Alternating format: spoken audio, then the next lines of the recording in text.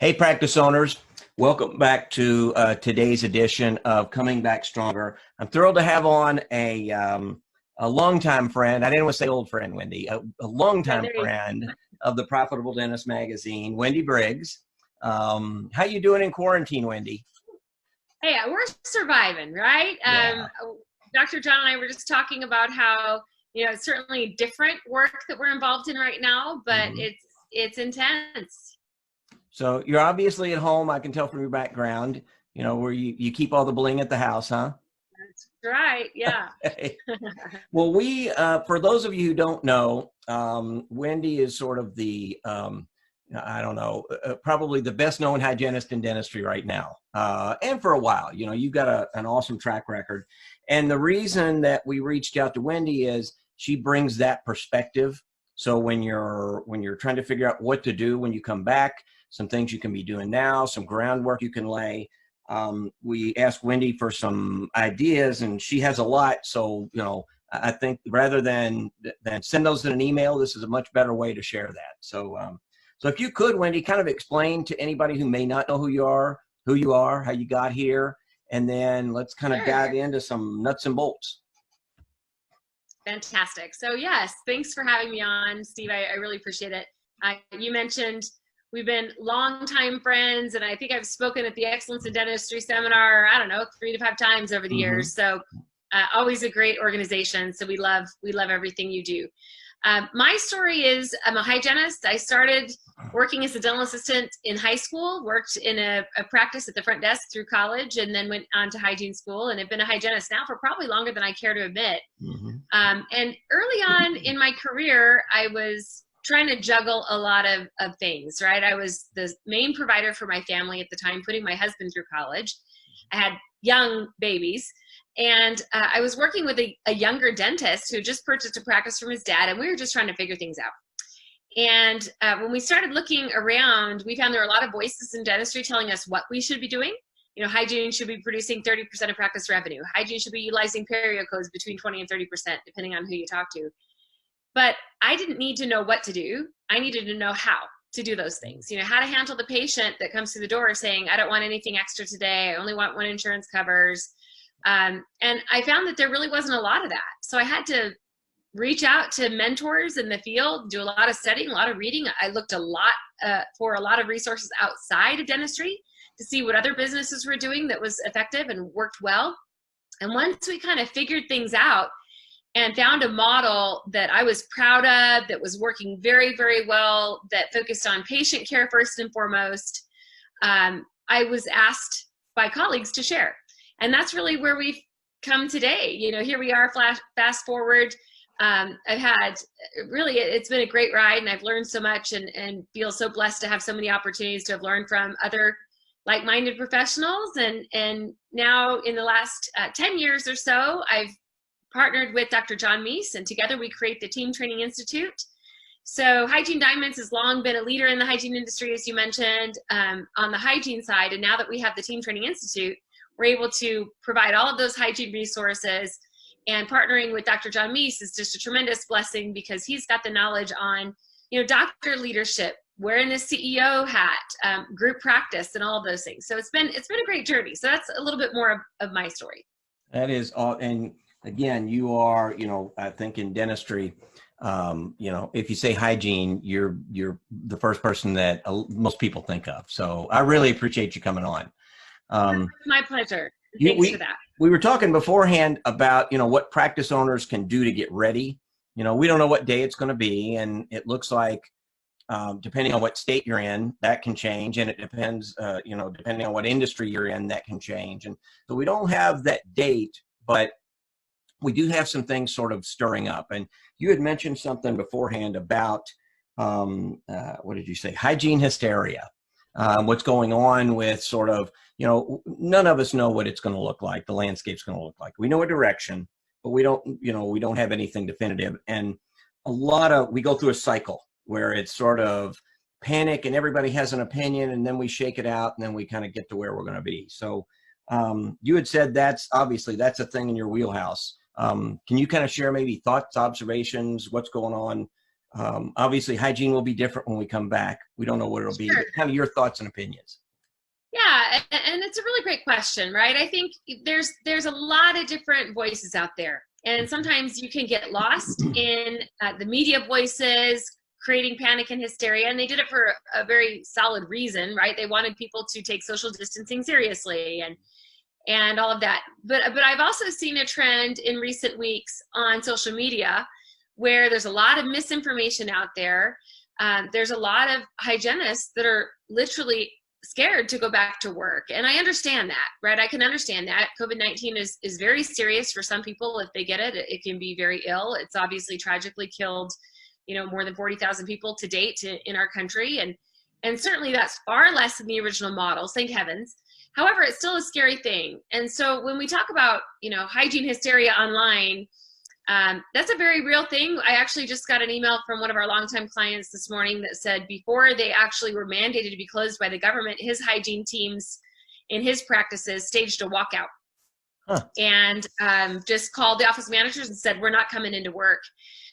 So there's a wide spectrum of things that have happened. And in my opinion, that's not the way to go about it. I just read an article that the ADHA is petitioning governors to keep dental offices closed. So I think, we could really talk about what's happening. I think, probably part of this hysteria is lack of communication. I talk with the doctors, and doctors initially were heartsick that they had to furlough or lay off anyone. They were very concerned. 38% of dentists said, concern about their team's financial stability was top of mind for them. And so, I hear that side. And I think what happens to feed this hysteria is lack of communication. I think it's really important that as you look at your date, whatever that may be, and you have a plan to open your practice, you have a constructive conversation with everyone on your team, hygienists included, about what steps and what measures you're taking to make sure that things will be different. I think it's important to look at what we did for infection control before COVID-19 and now what we're doing after. And Dr. John and I were honored to conduct an interview with Dr. Gordon Christensen on the PPE needs that practices need. And we have that on our website, and we've blasted it out on our social media channels because originally it was designed to be a member resource, but we thought, this is such good information and our profession needs it. So we've shared it with the public. So, the things that Dr. Christensen talks about, other things that we've talked about with our members and on some our Facebook Live series that we've done are things like, having medical grade HEPA filters in the practice. They can filter down to 0.3 micron particle sizes. Other PPE things that people have been talking about. Those are things that your hygiene team and all of your team members and frankly your patients need to know that you're doing. And so I think that will go a long way to calm the hygiene hysteria. I have had multiple calls this week. Our coaches are busy every day conducting these meetings, with our members and walking through the changes to the OSHA guidelines changes. What does the FDA recommend? What does the CDC recommend? What does the ADA recommend to practice again safely? And I think once hygienists understand that we are concerned about safety, these are the steps we're taking to make sure everyone feels safe and that we're following all the guidelines to reduce aerosols, to make sure we have proper safe PPE, then I've seen a relaxed situation. We're not hysteria, we're not in panic mode. Then we see the practice move into a constructive conversation. What we're doing, what do we need to do? Where are the gaps? What PPE items are we struggling to get? What's maybe the next best thing or an alternative that everybody can feel good about? So, that goes a long way. I think that's far more constructive for dentistry at large than just, a list of demands or staging a walkout saying we're up in the treehouse and we're not going to come down until these needs are met. So frankly, I wish that the ADHA would go about it a little bit differently, because I think what we need to have is a constructive, helpful conversation and not dentists and hygienists pitted against one another. Right. So do you see who should lead that conversation, I guess? And what I mean is there's a collaboration.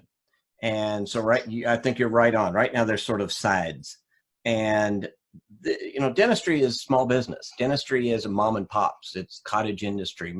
86% of sole practitioners own their practice, so it's not like you're walking out on Amazon.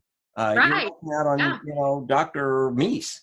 You're walking out on a guy you know and see every day. And so maybe this is a good opportunity for everybody to realize we are in this together. And Right. as the leader, and maybe this would be in his CEO course, I'm going to guess, would be, you need to communicate with your team and let them know you're listening. And these concerns are real. Oh, absolutely. So a practice owner that's listening, I think the worst thing you can do is dismiss it. And, Wendy, I have 5 kids, and they're all older, and they range from, no big deal, we'll push through it, to, they're terrified. And they're, 23.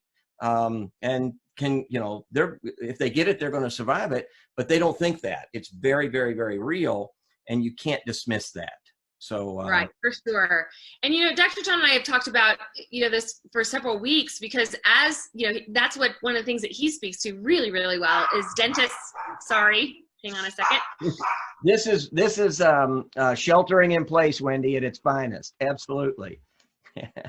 Right. Sorry about that. Yeah. So that's what Dr. John speaks to really, really well is, how dentists can operate and need to be operating as a CEO. And one of the things an effective leader does is communicate. And, like I said, I think this entire situation can be resolved with better communication. And that's one of the things that the doctors really need to do. On a hygiene social media page, somebody asked a question, what have you heard from your doctors since the shutdown? And I was really stunned and shocked and saddened that many hygienists said, all I got was a call saying, don't come in tomorrow. And that's it. I haven't heard anything. I've been employed for 31 years. And I think the reason for that is, we've been teaching and looking at what's called the Kubler-Ross grief cycle. And the first step in this cycle of grief was denial. And then it transitioned into anger. And then it transitioned into depression. And when a doctor doesn't know what to say, too often they tend to say nothing to their teams. And that's not going to serve in this moment. You've got to step up the communication and say, hey, look, our state, it looks like we might be able to open May 1st. We might be opening May 8th. Let's get together and really talk about everything we're putting together to make sure we're safe, because we want our team safe. We want our patients safe. We're going to be following all the guidelines to the best of our capability so that we can have a safe environment. And I think once the hygienists hear that, I want everyone to be safe. My daughter's a practicing hygienist, and she's expecting grandbaby number 3 right now. Mm-hmm. So, we want to make sure that she is safe too. And so these conversations are vital. And they're important. And after the depression cycle, then we get to bargaining, telling our story. And then after that comes acceptance and creating our plan for what's next. And that's where we need to be right now. Hopefully we've moved through that cycle of denial, depression, and now we're looking at, okay, what comes next? How can we put together an effective plan to reopen? Well, and so the means for that, and I agree with you, Wendy. I have heard far too many teams say, we haven't heard anything. We got a memo and the doc said, I'll let you know when I know something. And, what you're going to know every day is, nothing. There isn't anything definitive. So I've also seen, people like us, we use Zoom a lot. It's like it's a thing. And I'll say that to a practice owner. Number one, whether it's a phone call, whether it's a big conference call, or whether, sign up for Zoom, it's free. And you get your 6 or 7 or 8 people, whatever on, looks like the Brady Bunch, but you're at least communicating. And even if you're, what I'll tell them is, even if if the only thing you have to share is that you don't know anything yet, right. What you find is you get about a 10 or 15 or 20-minute conversation going where somebody says, well, okay, I saw this on CNN. Number one, don't try to pretend you don't know. Right. But it would be a good method to start that dialogue and say, listen, it looks like it's going to be a couple weeks. We're going to get back up and going. Hygiene is certainly going to be a different animal going forward. What do you all think? And open it up to at least start that dialogue. Would that, is that right? At the other end of the extreme, Steve, we have seen some practices that have been phenomenal with their communication. They have a text chat. They're sending out a weekly video update. So we don't want to paint all practices with the same brush, but if you haven't communicated yet and your hygienists or your teams are scared to come back, the first thing you got to do is communicate. Talk about safety, talk about PPE, relieve some of those fears that, again, have been created by the media and the attempt to get everybody to take social distancing seriously.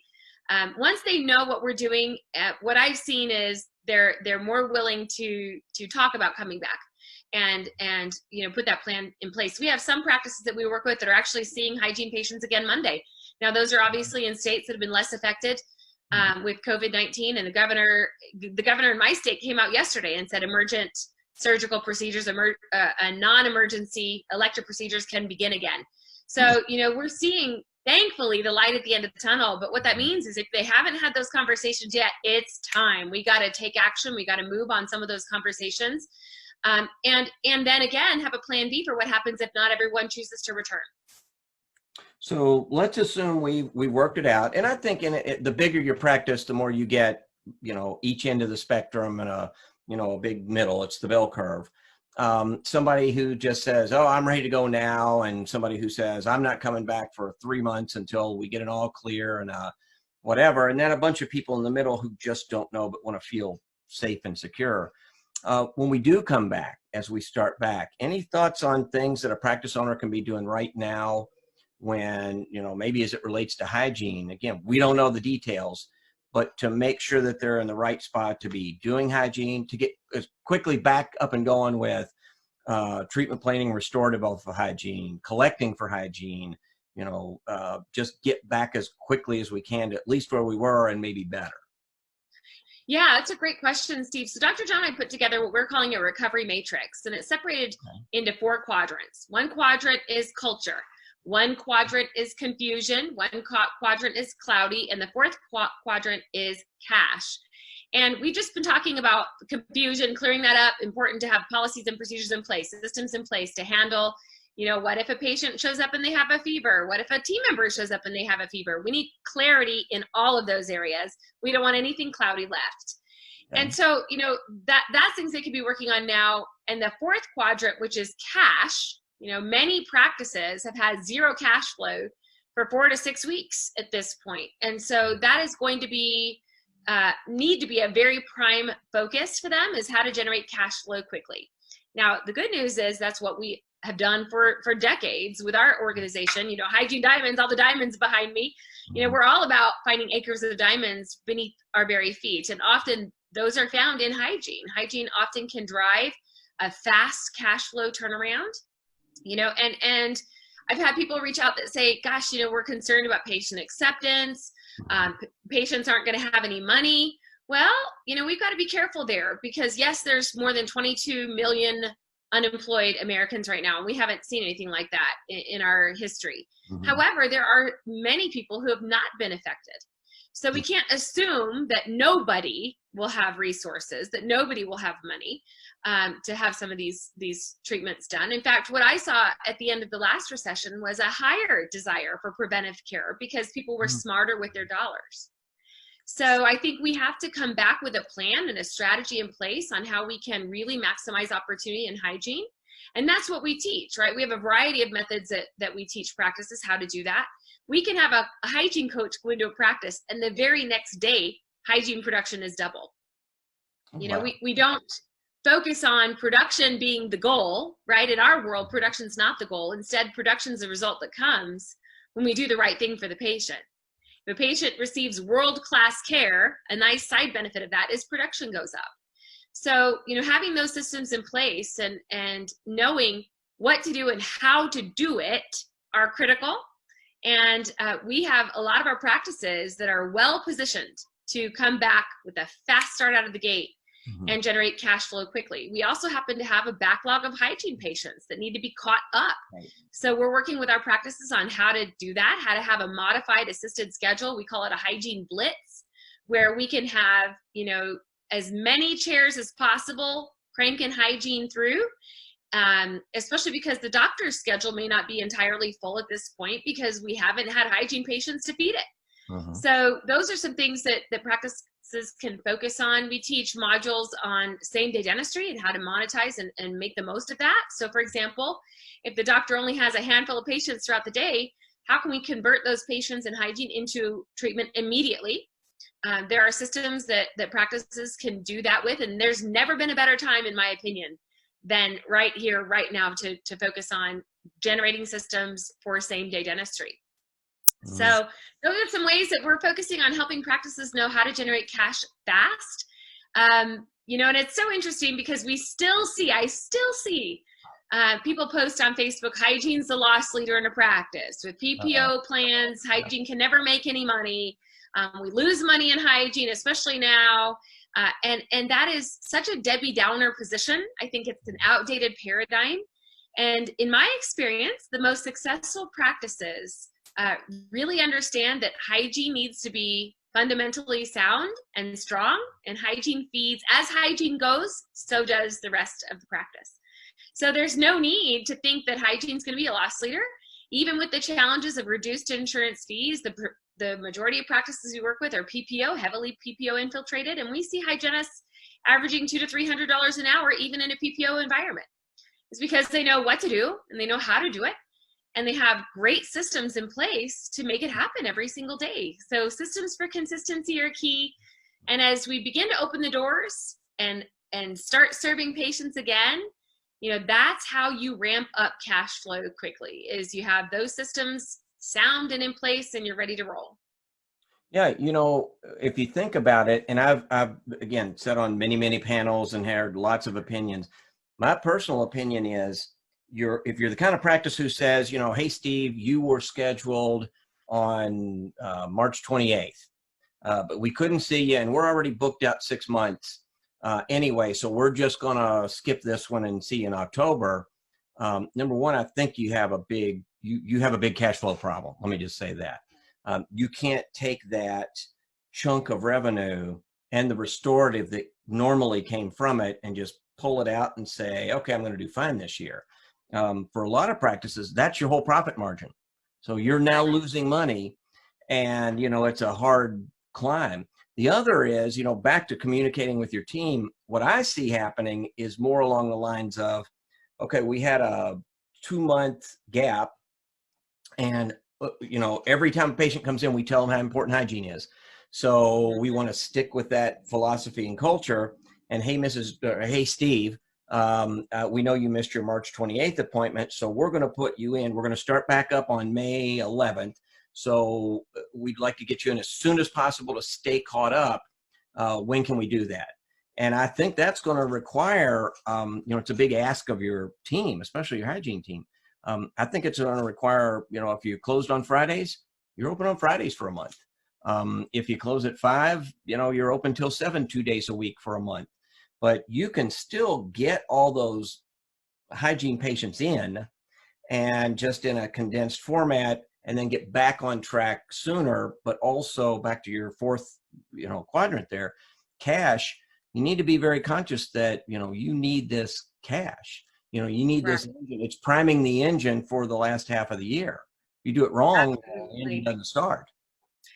Absolutely. So one of the things that we've seen, you know, we recommend that doctors rally their teams around them, rally their team leaders and say, here's our challenge. I'm thinking, you know, we most likely will need to have expanded hours. I've heard of some doctors saying we're going to work 12-hour days and we're going to take some shifts with that. Certainly there's practices, if they only have one doctor, they're figuring out now how they can use teledentistry for the exams so that the doctors aren't working 12-hour shifts. But we have, you know, staggered schedules, and we're covering patient care in that time. So there's a lot of creative ways that people are coming up with to solve this challenge. And what we have found is if team members can be involved in the conversation, they're far more likely to support what they help create. So we love to have doctors go to their teams and say, here's our particular challenge. How many of you want more hours than you typically work? Are you open to doing hygiene blitz a few days a week? And maybe if you aren't working on a Friday or you haven't worked on Saturdays, coming up with plans to do that. So we're seeing a lot of creativity that really has been suggested by the teams themselves. And when that's the process, we find much higher willingness to go along with it if they're asked to help create those solutions. Right. And it's a big ask. But the good news is, again, you're billing it. So, you know, you get off that PPP payroll loan scholarship, and then make the leap back to your own cash flow. And you know, that's a big gap. So you need as much, you know, as much production as you can get. Plus the other thing is, you know, you're really keeping patients, you're just getting them back on track. And some of that momentum might make you a little bit smarter, a little bit better Yeah. in reaching out. And I'm telling you, Wendy, this week alone, every single conversation or call I'm getting is, you know, now that they have some visibility, maybe we'll just say it's the middle of May, that they're scared.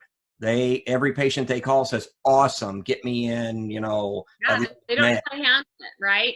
So Many dentists have capacity blockages anyway that they don't know about. You know, that's one thing that's really difficult to identify from the inside. So it's going to be different practicing dentistry for a while. But here's the other reason why I think practices should approach it this way. You know, we always say we're fiercely committed to serving our patients and taking the best possible care of our patients. And if we really are fiercely committed to our patients and doing what's right for them, we've got to figure out how to get them taken care of and not just kick the can down the road for 6 months. You know, that for many of us, it lives in conflict with our core values. And that's not the way to handle the situation, which is why one of those quadrants is culture.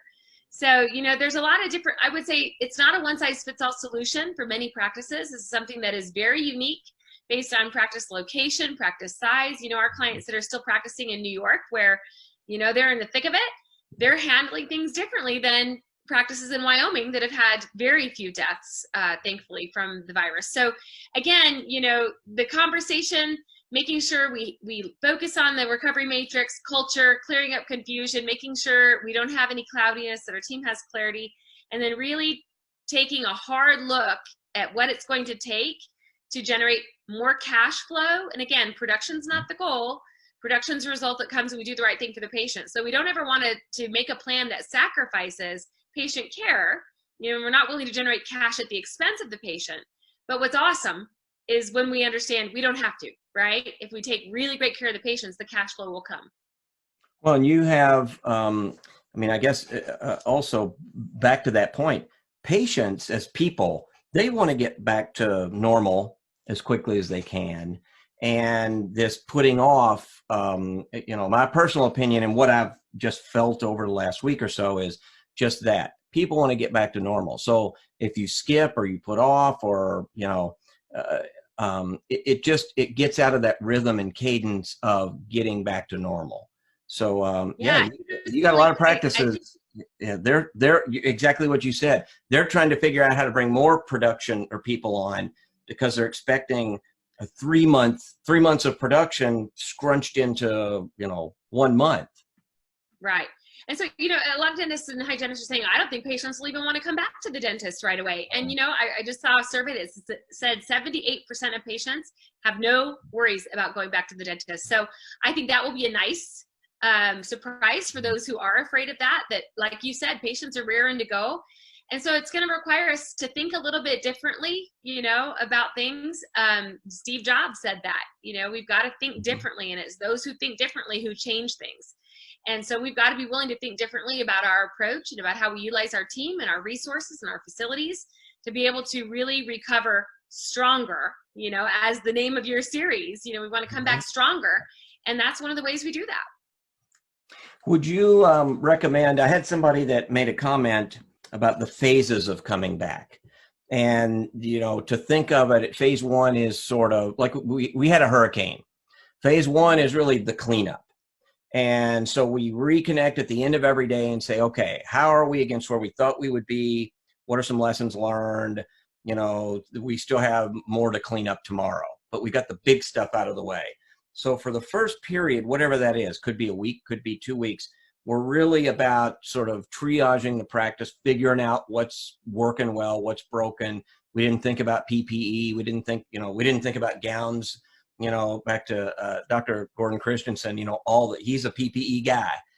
These are things we never thought of. And so now we have to order them, you know, us and 200,000 other dental practices in America. Right. And they're trying to find them. Yeah. So maybe, and then phase two is, okay, we've got the cleanup done. Now we're going to start rebuilding. We're going to put the shingles on and fix the windows. And phase three is really, we're back to our new normal. So do you recommend like the end of a day for some period of time, maybe get your thoughts on what that would be, that you do pull in an end of the day huddle and say, okay, what did we learn? And stay focused on, we all know we're in this unusual, maybe 12-hour a day period, and just to stay connected. Sure. I think a lot of practices do this the morning huddle the next day. And Okay. especially in this type of situation, we've talked about asking 3 questions: what's working, what's not working, and what's next. And so, we can really connect on, how things went yesterday, and what do we need to do differently today, and what's next. And also we talk with our teams about, here's our plan for reopening. This is the current draft. We reserve the right to tweak it and make it better and make changes as needed as things arise, but we always have the current draft. So I think that's an important part of the conversation as well, is that we're doing our best to create our ideal plan. But as we, find things along the way that aren't working, that we need to adjust and adapt, Charles Darwin said it's not the strongest of the species that survives, it's the one that's most adaptable to change. So being open and willing to adapt as needed is also going to determine a practice's success. And certainly we talk with hygienists about this all the time. Sometimes that's a struggle for us. We like to have, this is my schedule and this is what I need to do every single day. Well, this is a time where we're going to need to be more flexible. We did a lecture a variety of years ago for a large group, the largest group in the country, and it was called Be Like the Bamboo. 14 lessons that we need to embrace in dentistry to be more flexible. And it was really powerful. It was a powerful presentation, and the results were powerful because, when we understand that flexibility is key, especially in this situation, we're going to have to be flexible. We're going to have to do the best we can with what we've got, and certainly not compromise on safety, but we're going to have to just do our best to recover. And nobody has the ideal roadmap. We're all trying to come up with our ideas and strategies, but this is something that no one's ever experienced before. Nobody asked for this, nobody wanted this, but here's where we are. And so one of the things we've been working on, Steve, is a 100-day checklist to help practices know what they need to do to move forward and move out of it. Is that, I have down here a note, so can you kind of explain what the 100-day checklist is and how anybody, a practice owner watching, could get a hold of it or get a copy? Yeah, you bet. So Dr. John and I have worked on, a 100-day checklist for the first 100 days that you're open, what needs to be happening to really help you maximize those opportunities. It's interesting, when we look at the Chinese word for crisis, it's actually 2 characters put together. One is danger, one is opportunity. So now that we're kind of through the danger part of it, we're looking at the opportunity part of it. So we've created a 100-day checklist. And on that checklist is really everything a practice needs to think about and to have a plan for to really succeed.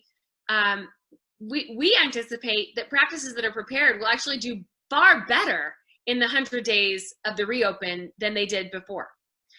So you can actually get on the wait list for that. It's currently in development, and we actually are creating an 8-week coaching program to go along with that. But if they just want to register for the information for that checklist, your listeners can go to 100daychecklist.com, and that will put them at the top of the waiting list. So as soon as that list is launched, they'll have access to that. And again, there's all things. We actually have 8 different categories that are cash levers, that are modules that we'll go through that practices can do now to prepare. And certainly if they don't, if they're opening on Monday and they don't get the checklist till the end of the week, it's still going to be applicable information that will help them, come back stronger. So that's something we're working on. And our team that's why we're pulling the 13-hour days. We're creating that content. We're interviewing practices. We're discussing top challenges. And we're trying to help them sort through the immediacy of what they need to be doing now in regards to PPE and equipment and capacity and how to structure schedules and some of those things. But this 100-day checklist, I think, will be a very valuable resource for our profession as we begin to try to rebuild. I think so. And that's 100daychecklist.com. That's right. So I'll make sure we have the link put here so you can go straight to that. And I appreciate you offering that up. And it's like a lot of your other resources, I have an idea that it's going to be one that you keep and one that you get back to. And I know I've known Dr. Meis for a long time, and it's interesting. Everything he does just seems to be right on target. He always does a little bit ahead, and he things like this. Well, yeah, we kind of have to be, right? That's the business we're in. Right. And I think, what we focus on, we've always focused on real world evidence-based solutions that are practical Mhm. and easy to implement. That's just how we operate because we've been in the trenches ourselves, right? And we Mhm. know that complexity doesn't solve problems. And so we try to keep things simple. One other resource, Steve, if your listeners would like a little bit more information on how to generate cash flow in hygiene, we could also share a copy of our book, The Ultimate Guide to Doubling Practice Production. So I'm happy to provide that link too if you think it would be of interest. Please, yes. So for that, you would just go to wendysfreebook.com. Okay. And we pay for the book. We'll gladly send it to you. We just ask the doctors pay a couple of dollars for shipping, and we'll get that right out to them. And in that book, there's an entire chapter on maximizing opportunity in hygiene and generating cash flow. We also talk a lot about same-day dentistry. So if you're wanting a little bit more detail on how to do some of those things, there's even downloads. You can download systems and checklists and resources and brochures. All of those links are in that book. So again, we've just tried to be of service to our profession in this time and make some of those resources readily available for those that would like more information on, the how that we've talked about. And I appreciate that. And I have seen this book. And if you've been, in dentistry at all, you've seen it somewhere. And it really is, it's one of those nuts and bolts things, one of those how-to books that seem obvious once you read it. But, you spent 10 years and suddenly realize. So what I hear out of books like that, like what you've done, is somebody reads it and says, oh man, look how much money I didn't bill or didn't do the last 5 years or 10 years. And it really is nice, simple, hands-on things that even now, when you're trying to figure out what new normal looks like, we know there's this difficult period, but it is going to smooth out. So I think some of the things in your book you could really implement now. And just Right. Once we get through it, now it's your new normal. It's just the way you do it. Yeah, and I believe we've handed it out at an excellence in dentistry seminar in the past. A few We're very times. Yeah. fortunate. It's a #1 Amazon bestseller, so we're really proud of that, and we'd love to get it in the hands of anybody who doesn't have it yet, because there are some actionable suggestions in there that practices have shared with us that have helped them through similarly tough times. So like you said, there's been hurricanes, there's been storms before, but what's unique about this is we're all in the same storm together. Right. So, getting through it is different. Things will be different, but like you said, we're starting to see the clouds parting, the sun shining through, there's a light at the end of the tunnel, and we're starting to see more doctors and more practices move past that depression stage and into really figuring out how to take action. Well, and I've always felt like one of the things you can do productively is just get to work. And right now, this is some work you can do. So working on your practice is as valuable as working in your practice. So when you can't see patients, maybe your practice is your patient. Think of it that way. Right. I could not agree more. So Wendy, you are always a treat to have on. I have pages of notes that I keep. And so number one, I want to make sure that people know 100daychecklist.com for the first book, and then wendysfreebook.com. And we'll put those links here. And I do appreciate you offering that up. And your book, so we've been very instrumental in making in people who want your book, and it's a lot. So it's awesome. a pretty popular item. Well, good. Well, thank you. I'm glad it's been helpful to those who've used it. So any parting thoughts? Like your one big takeaway? Well, I heard a quote the other day that said, there are really no great people in the world, but there are ordinary people who have a great challenge ahead of them and rise up to meet those challenges. So, this is probably the biggest challenge in our day. And what we see is greatness is generated when we rise up to meet those challenges. So just a word of I guess, encouragement. Hang in there. We're nearing the end of this crisis, and I'm hopeful that we'll never see anything like this in our lifetimes again. This will be talked about for decades. And, again, we're moving from the danger into the opportunity phase of this crisis. And so if we can help in any way, certainly we're standing ready and willing to share anything that we've created, all of our resources with any of your listeners. And again, appreciate the opportunity to talk with your listeners. And we think the world of you, Steve. And the only thing that I would say is I don't see behind you, our cover. I have, you know what? It's, I have, hang on. We'll do this. Oh, good heavens. I look at this every day. So here's why you don't see it, Wendy. I have it right by the front door so I can see it every day when I come in. There's Wendy and Dr. Meis on the cover, the Profitable Dentist. Love everything you guys do. Again, Dr. Meis used to live just down the road from me here. And he got smart, moved to Arizona, and it's always warm. So today I think it was 28 degrees here, and I promise you it wasn't that in Arizona. Yeah. Or Utah. Well, I certainly didn't mean to give you such a hard time, but No. but I'm excited that you have it at the ready. So that's great. See it every day. So Wendy, always thrilled to have you on. Wendy Briggs, Team Training Institute, Hygiene Diamonds, just right there behind her. And I think, right. Would you mind sharing your email address with anybody if they want to reach out to you? Sure thing. So you can reach me at Wendy at theteamtraininginstitute.com. It's a mouthful, but Wendy at theteamtraininginstitute.com. And certainly you can go right to our website, teamtraininginstitute.com, and there's a chat feature right there that you can chat immediately with our team. Awesome. Well, I think you'll probably get a few emails or a few clicks off of this. You always have a lot to add, and I really appreciate you doing this for us. It's been my pleasure. Thanks so much for having me, Steve. So with that, practice owners, draw another one to a close. And until next time, hang in there. We are, as Wendy said, there's a light at the end of the tunnel. We're not sure how big it is, how far it is, but at least, keep moving towards that, and you'll come back stronger. So with that, till next time, see you, Wendy. Thanks again. Bye-bye.